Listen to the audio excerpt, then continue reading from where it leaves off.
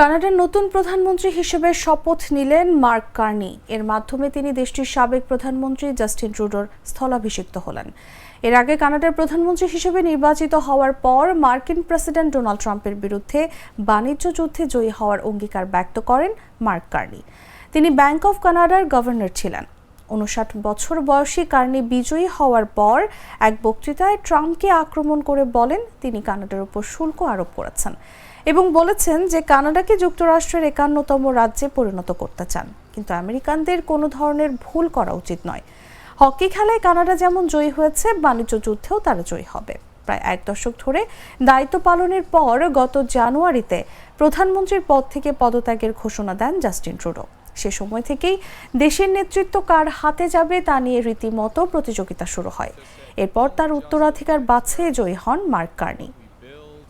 We sell on how we make a living.